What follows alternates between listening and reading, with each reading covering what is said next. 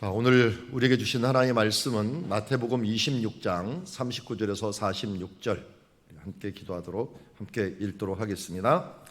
한 절씩 교독합니다. 조금 나아가서 가사 얼굴을 땅에 대시고 엎드려 기도하여 이르시되 내 아버지여 만일 할만하시거든 이 잔을 내게서 지나가게 하옵소서. 그러나 나의 원대로 맛이 없고 아버지의 원대로 하옵소서 하시고 제자들에게 오사 그 사는 것을 보시고 베드로에게 말씀하시되 너희가 나와 함께한 시간도 이렇게 끼어 있을 수 없더냐. 시험에 들지 않게 깨어 기도하라. 마음에는 원이로되 육신이 약하도다 하시고 다시 두 번째 나아가 기도하여 이르시되 내 아버지여 만일 내가 마시지 않고는 이 잔이 내게서 지나갈 수 없거든 아버지의 원대로 되기를 원하나이다 하시고 다시 오사 보신즉 그들이 자니 이는 그들의 눈이 피곤함일러라. 또 그들을 두시고 나아가 세 번째 같은 말씀으로 기도하신 후 이에 제자들에게 오사 이르시되 이제는 자고 쉬라. 보라 때가 가까웠으니 인자가 죄인의 손에 팔리느니라. 일어나라 함께 가자. 보라 나를 파는 자가 가까이 왔느니라. 아멘. 자, 마태복음 26장 36절에서는 이렇게 시작합니다. 이에 예수께서 제자들과 함께 겟세마네라 하는 곳에 이르러, 겟세마네라고 하는 곳에 이르렀다는데 이 겟세마네라고 하는 장소는 감람산이 있는 곳에 있습니다. 제가 지금 작년에 촬영한 장소인데요. 성전산이라고 하는 솔로몬 성전이 있었던 그곳에서, 그러니까 서쪽에서 찍은 사진입니다. 서쪽에 있고 이 앞에 있는 이 산이 감람산이라고 부릅니다. 이 감람산 정확히 중간에 세모난 지붕의 모양이 하나 있는데 그 교회가 겟세마네 교회이고, 이 겟세마네에 가면은 이런 큰 나무가 있게 됩니다. 이런 나무들이 질비하게 있으면서 어떤 사람들은 이 나무가 2000년이 되었다라고 말을 하는데 누가복음 22장 39절에는 예수님께서 나아가사 습관을 따라 감람산에 가심에 제자들도 따라갔다. 겟세마네 갔다는 말을 하지 않고 감람산에 갔다고 얘기를 합니다. 여기는 감람산에 있는, 지금 앞에 보면 감람산인데 그 아래 기슭, 그리고 그 가운데 지역이 이제 기드론 계곡입니다. 기드론 골짜기라고 하는 골짜기인데 예수님께서 기드론 시내로 갔다는 것을 요한복음 18장 1절에는 이렇게 얘기합니다. 예수께서 이 말씀을 하시고 제자들과 함께 기드론 시내 건너편에 가시니 그곳에 동산이 있는데 제자들과 함께 들어가시니라 하면서, 그곳은 가끔 예수께서 제자들과 모이는 곳이므로 예수를 파는 유다도, 가룟 유다도 그곳을 알더라라고 말하고 있습니다. 이 장소에서 모이셔갖고 예수님께서 습관을 따라서 기도를 했고, 가까이 보면 이런 교회가 있고요. 이 교회가 세워지게 된 이유는 그 왼쪽 부분에 보면 바위가 하나가 있는데요. 이 바위 때문에 그렇습니다. 이 바위를 겟세마네라고 부릅니다. 이 겟세마네라고 하는 것은 겟이라는 말은 이 바위, 이런 틀을 얘기하고, 쉐마네라고 하는 것은 기름을 이야기합니다. 그래서 이런 기름 짜는 틀이 있었다라고 하는 것을 우리는 이 장소 이름을 통하여 알게 됩니다. 여기 보면은 망태기가 있어갖고 이 망태기에 여기 올리브, 우리 교회도 올리브가 있는데 이 올리브가 열리면 이것을 여기다 집어넣고 돌을 매갖고 이것을 누릅니다. 누르는데 누르기 전에 그것을 한번 으깨야 돼요. 그래서 이렇게 으깨는 맷돌이 있고 그것을 여기다 놓고 이렇게 누르는 장소가 있고 돌이 있습니다. 이 장면에서 예수님께서 이곳에 기도하실 때 보니까 힘쓰고 애써 더욱 간절히 기도하시니 땀이 땅에 떨어지는 핏방울 같이 되더라라고 했는데, 이 돌이 눌러버리면 이게 눌려갖고 이쪽으로 기름이 나오게 되는 이런 원리를 갖고 있는데, 예수님이 꼭 기도할 때 우리의 죄를 짊어지시고 예수님은 여기에 서 있는 거나 마찬가지예요. 여기서 기도를 하는데 이 돌이 우리의 죄라고 생각합니다. 인류의 죄, 나의 죄가 예수님을 눌러서 어떻게 보면 이 핏방울이 돼버리는, 땀방울이 핏방울이 되는 것처럼 짓눌려서 기도하는, 그러니까 우리의 죄 때문에 죄에 눌려서 기도하는 그 순간이 바로 겟세마네 기도의 현장이었고, 그 바위가 바로 이 바위였다 해서 이 바위에 교회가 세워지고 있습니다. 우리나라는 봄이 되면은 벚꽃이 많이 피고 또 이런 살구꽃 같은 것들이 피고 복숭아꽃이 피지만, 이스라엘은 아몬드꽃이 핍니다. 아몬드꽃과 벚꽃이 거의 똑같습니다. 우리 일반 사람들 눈으로는 잘 봐서 구분을 못할 정도로, 작년에 보았던 벚꽃인데 저 넘어 있는 그 시기니까 제가 정확히 이 정도 시기에 이 사진을 찍어 갔습니다. 그때 정말 천지는 아름다운 그런 시간에 예수님은 그 아름다움을 뒤로하고 우리를 위해서 간절히 기도하시는 그 장면을 여러분들 그려보시면 좋을 것 같습니다. 그래서 예수님께서 기도하실 때 맨 처음에 어떻게 기도를 하셨습니까? 기도할 때 앞으로 다시 가야겠네요. 조금 나가사 얼굴을 땅에 대시고 엎드려 기도했다. 그래서 그림을 제가 화가한테 부탁을 해서 이렇게 했습니다. 여기 지금 기름 짜는 틀이 있는데, 이 틀 대신에 예수님은 인류의 죄를 지금 주시고 이 기름이 나오는 게 아니라 피가 나올 정도로 기도하면서 얼굴을 땅에 대시고 엎드려 기도하여 이르시되, 아버지여 만일 할만하시거든 이 잔을 내게서 지나가게 하옵소서. 예수님도 자기의 원하시는 부분들이 있었습니다.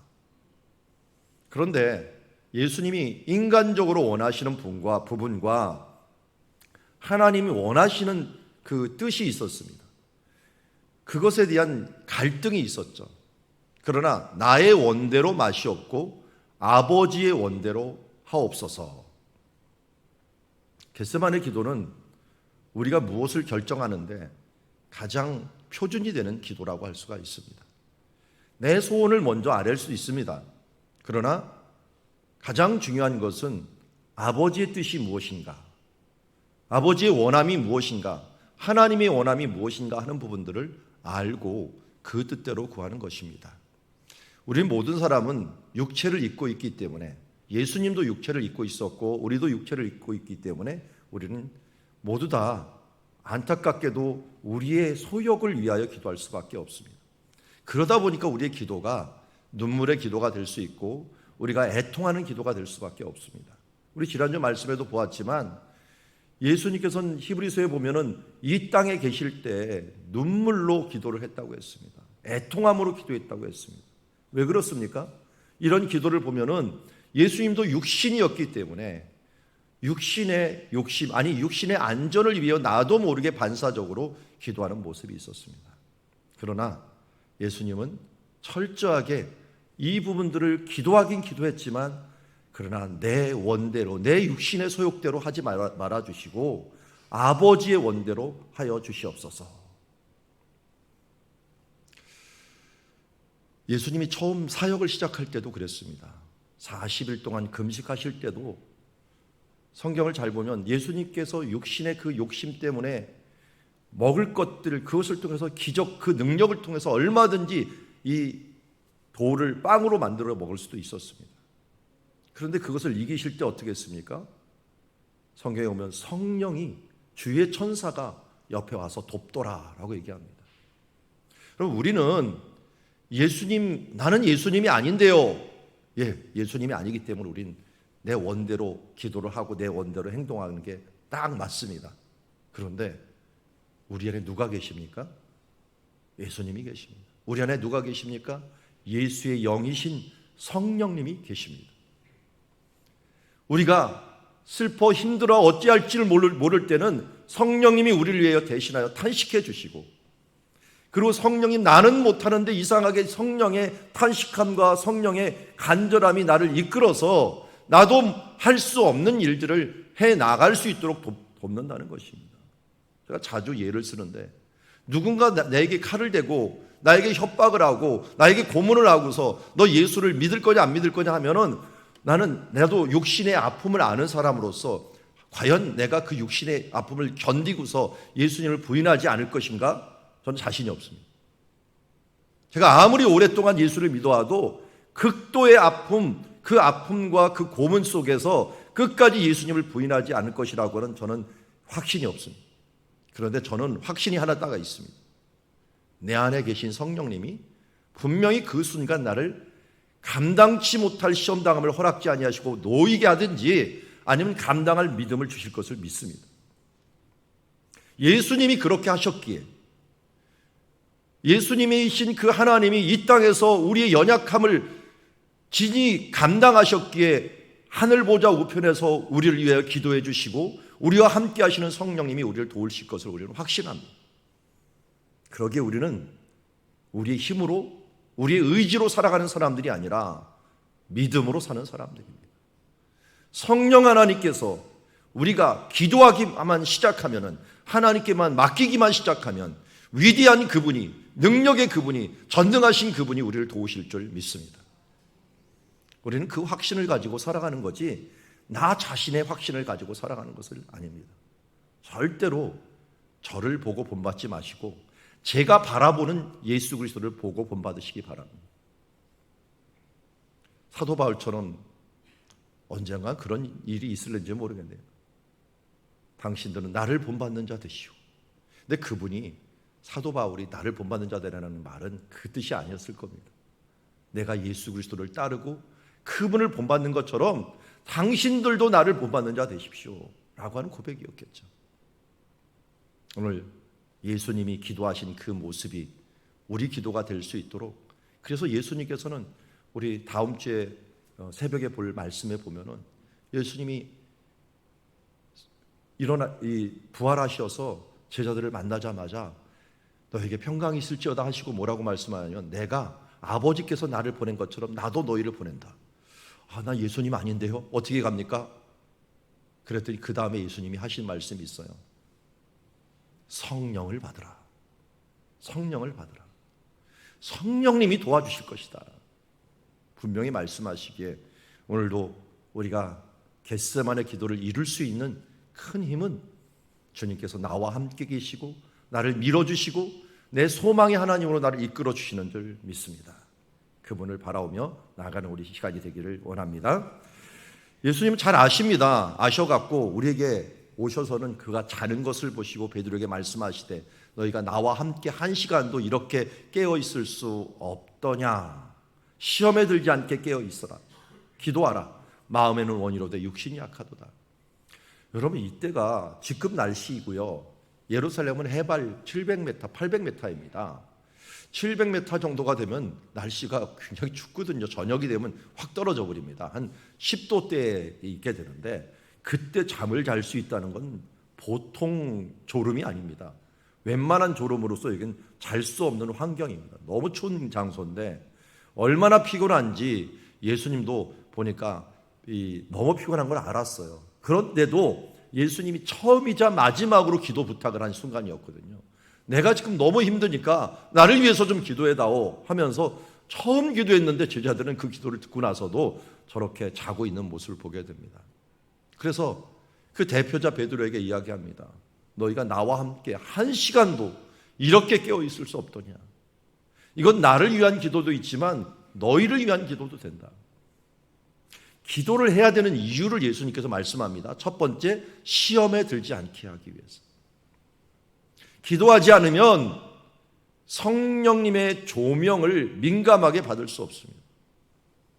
성령님께서 우리에게 앞길과 우리 해야 될 길들을 알려주고 그 길을 어떻게 가야 되는지를 알게 되는데, 이 기도하지 않음으로 우리가, 물론 기도하지 않아도 하나님께서 버리는 건 아닙니다. 그렇지만 맨날 험악한 세월을 살게 됩니다. 혹시 예수를 믿어도 나는 거의 링거 수준으로 사는 사람들이 있는가 하는 것을 한번 돌아보십시오. 맨날 죄짓고 회개하고 죄짓고 회개하고 실패하고 또 손들고 옵니다 하면서 맨날 찌질이 궁상으로 신앙생활하는 사람, 이런 사람은 기도하지 않는 사람입니다. 아무리 큰 환난이 와도 이길 수 있는 것들은 이 예측을 하면 됩니다. 기도는 우리에게 앞으로 일어날 일들을 예측하게 하고 우리의 면역력을 키우는 순간들입니다. 시험에 들지 않게 기도하라. 그런데 우리에는 마음은 원이르되 육신이 약하도다. 이 말은 정말 부끄러운 말입니다. 예수님이 처음이자 마지막으로 기도했던 모습인데 이게 우리의 핑계가 되면 안 되죠. 부끄러운 모습으로 마음은 온이로되 육신이 약하도다. 그럼에도 예수님께서는 다시 두 번째 나가 기도합니다. 내가 마시지 않고는 이 잔이 내게서 지나갈 수 없거든 아버지의 원대로 되기를 원하나이다. 그리고 다시 오사 보신즉 그들이 자니 이는 그들의 눈이 피곤함이로라. 더 이상 예수님께서는 하실 말씀이 없어서 그들을 두시고 나아가서 세 번째 같은 말씀으로 기도하신 후에 이에 제자들에게 오사 이르시되 이제는 자고 쉬라. 실컷 자라. 이제는 보라 때가 가까이 왔으니 인자가 죄인의 손에 팔리니라. 그래도 일어나서 함께 가자. 보라 나를 파는 자가 가까이 왔느니라. 저 멀리 가룟 유다와 그와 함께한 군대들이 오고 있는 모습을 예수님께서 보셨습니다. 그리고 이제 마지막으로 또 부탁을 합니다. 좀 같이 함께 갈 수 없겠느냐. 일어나서 함께 가자. 이때도 제자들은 다 도망해 버렸죠. 얼마 전까지 이들의 제자들의 발을 씻기셨던 예수님, 도망갈 줄 알면서도 그들의 발을 씻기고 섬기셨던 예수님, 그러나 그들은 일시적으로 도망갔습니다. 그러나 이 말을 기억했던 많은 제자들 다시 일어나서 함께 그 길을 간 것을 보게 됩니다. 겟세마네 예수 그리스도의 그 기도와 결단이 있었기 때문에 우리는 구원의 길을, 우리가 주님 안에서 구원을 받을 수 있는 길이 열렸던 모습을 보게 됩니다. 우리 오늘 앞에 불렀던 찬양에도 겟세마네 동산에서 기도하실 때 주님의 땀방울은 피로 변했네. 하나님을 거역한 나를 위하여 순종의 속죄 피를 흘려주셨네. 아, 주의 사랑 깊고 크셔라. 내 영혼 파도처럼 메아리쳐 온다. 이 가사처럼 우리도 그의 사랑을 깨닫고 또 그의 우리 영혼에 이 겟세마네 기도를 새겨넣는 시간 되기를 원합니다. 그래서 오늘 시험에 들지 않게 기도하라 하는 예수님의 말씀을 마음에 새기며 우리가 기도할 때 하나님께서 도와주십니다. 특별히 성령 하나님께서 우리를 도와주십니다. 기도하는 순간, 이 순간은 어떤 순간입니까? 우리 르비딤에서 모세가 아말렉 군대를 위해서 기도할 때 손을 들고 기도하면 이기고 손을 내리면 졌습니다. 손을 든다는 건 무엇입니까? 하나님께 항복하는 것입니다. 하나님께 맡기는 것입니다. 하나님께서 일하기를 간절히 바라면서 하나님께 모든 것을 올려드리는 시간입니다. 그랬더니 하나님께서 그들을 승리하게 만드셨습니다. 시험이 누구에게나 옵니다. 그러나 이 시험을 통과하라고 주신 거지 이 시험에서 불합격하라고 주는 시험은 없습니다. 오늘 시험에 들지 않고 시험에 낙방하지 말고 그것을 통하여 하나님 나라의 놀라운 백성으로서 군사로서 건강한 그리스도인으로서 성장하는 그런 기회를 잡기를 바랍니다. 예수님은 우리에게 기도할 때 우리의 육신의 소욕이 아닌 하나님의 뜻대로 기도하라고 말씀하셨습니다. 모범을 보였습니다. 내 원대로 마옵시고 내 욕심대로 마옵시고 아버지의 뜻대로 하옵소서.